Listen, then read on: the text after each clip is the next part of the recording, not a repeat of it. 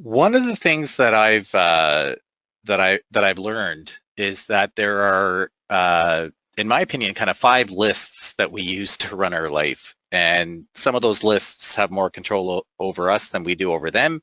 But there's five, at least from my perspective, there's five lists.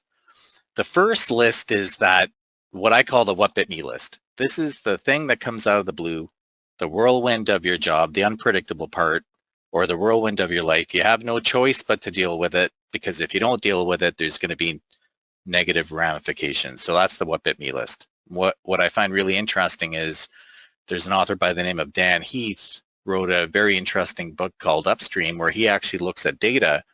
And if you're forced to live most of your life out of the what bit me list, your life expectancy is actually 15 to 17 years shorter. So having to live your life out of the what bit me list is bad for your health.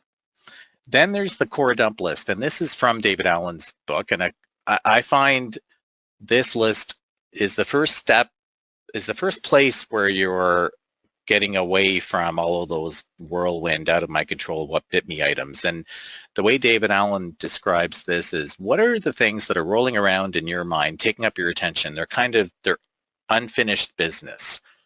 And so if you can capture them on paper, and for the core dump list, I actually recommend paper. I don't recommend using the mind map yet for core dump. But core dump is that 5 or 10 minute exercise in the morning.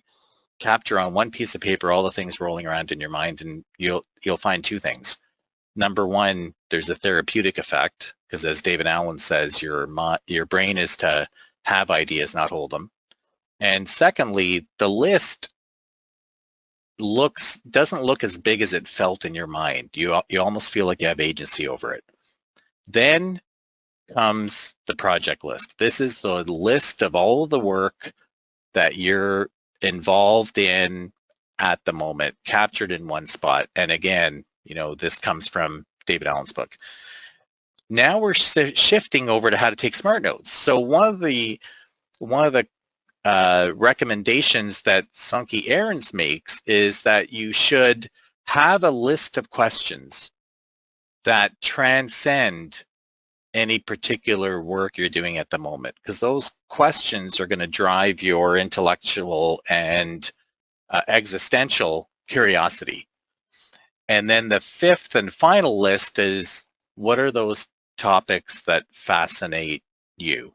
For whatever reason, you have an interest in them, you've been passionate about them, you'd like to learn more about them, just your fascinating topics. So here's my assertion, that you can run your life and be very happy in life if you have a healthy set of these five lists.